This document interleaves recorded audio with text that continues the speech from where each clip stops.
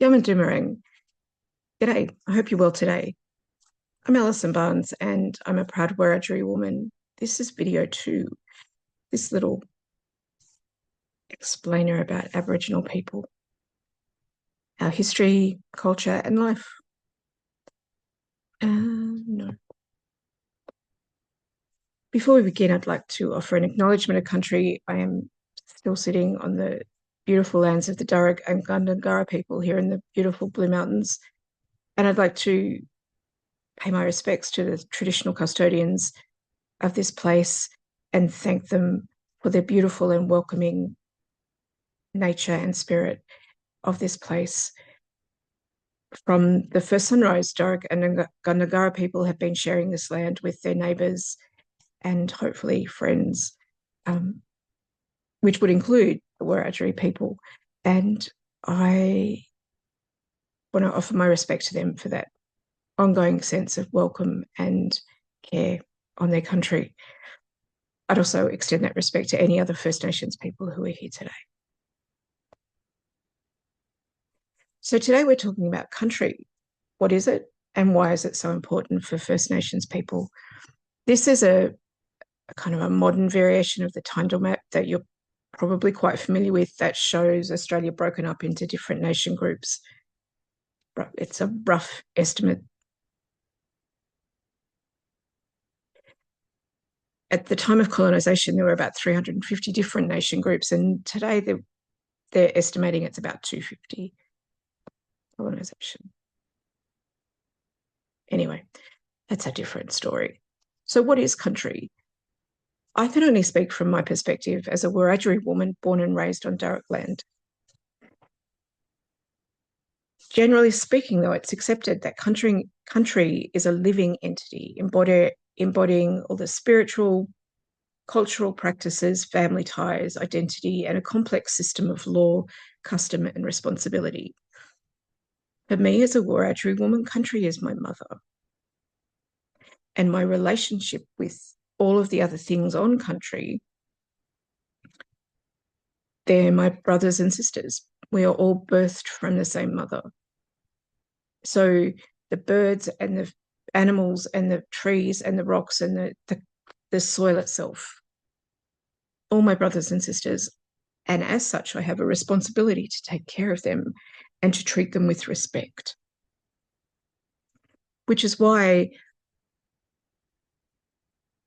you see, especially today, you see so many Aboriginal people who are quite fierce warriors for protecting country.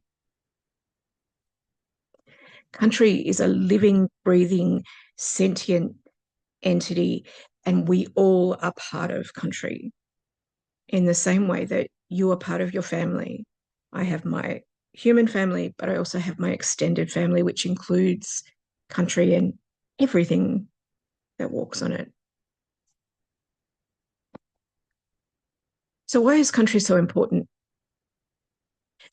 It allows you to develop an identity. I'm a Wiradjuri woman. I know who I am. I know more or less where I came from. Circumstances mean I don't know exactly where I came from. Close enough is enough, good enough at the moment. So that teaches me things like totems, caring responsibilities. It teaches me the law I need to follow as a Wiradjuri person. If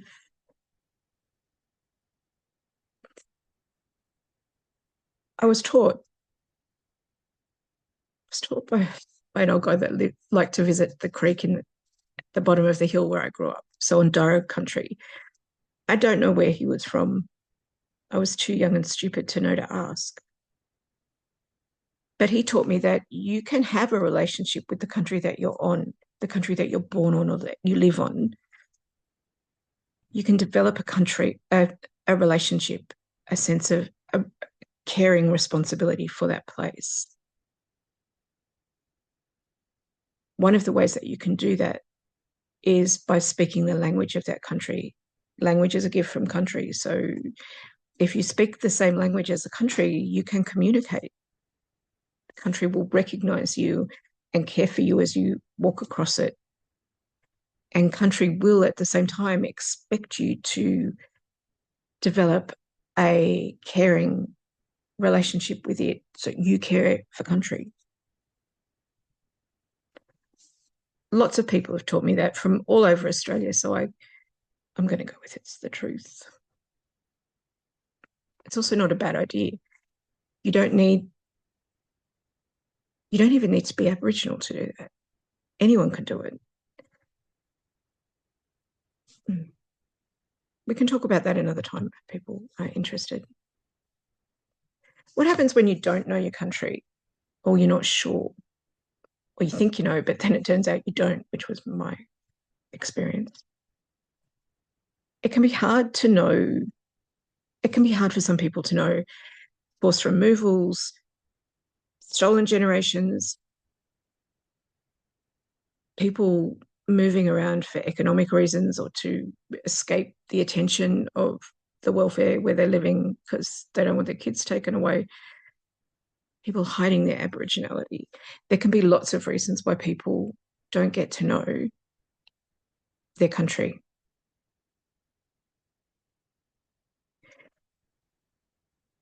You lose a little bit of yourself when you don't know your country, which is hard to get back until you do know what country you come from. So you can develop the proper relationships and engage in the proper cultural practices and caring responsibilities. Country is important. This artwork is a collaborative painting made by people from a painting up country class quite a few years ago now. It's Darebin Dreaming. These are all the creatures that you might see in the Darebin River, which you might know as the Nepean River. It's the creatures that live in and near the river, plants, animals, yabbies, the eel, Garangari. Anyway.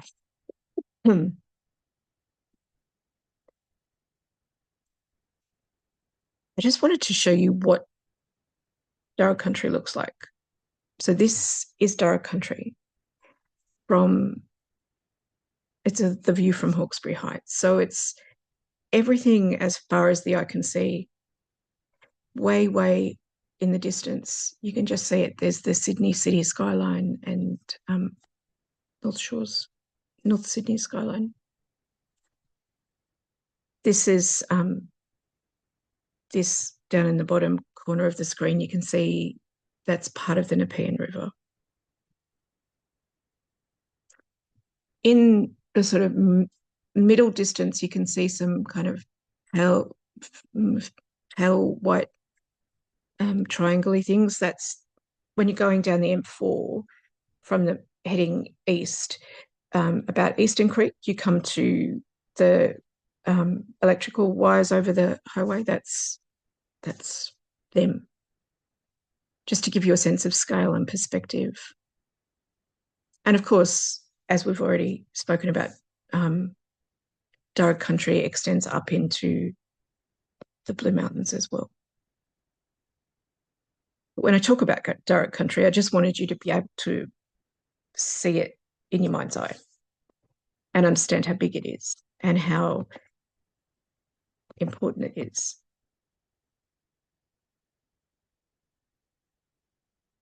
So that's the country that I grew up on.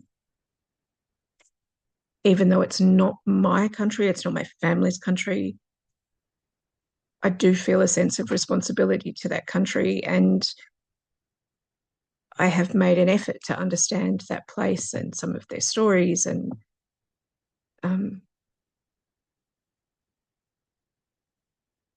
responsibility that goes with being a guest on Darug country. Understanding your own country and where you come from, or the country that you live on if you can't know. Why is that important today? Why does it matter to us? It's about identity. It's about Aboriginal and Torres Strait Islander people having a sense of place and belonging. Family and totems still matter to Aboriginal and Torres Strait Islander people. So understanding you can't know if you don't know where you're from, if you don't know what country you belong to. And caring for country, it's not just an abstract concept that Aboriginal people do. It's actually become a movement, particularly since the big bushfires a few years ago. People have been talking a lot about how do we care for country?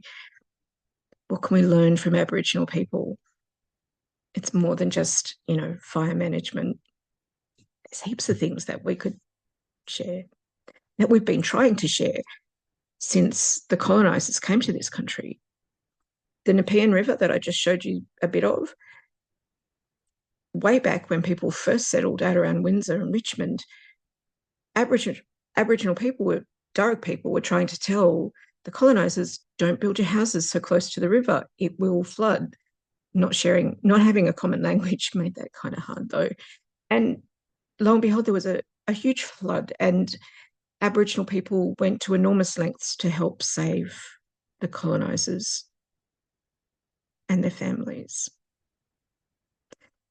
So caring for country, it's more than just fire management, but it is a movement.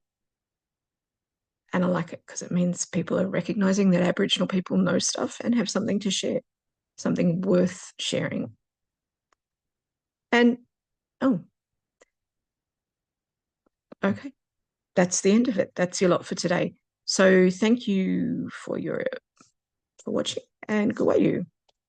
Until next time, go you.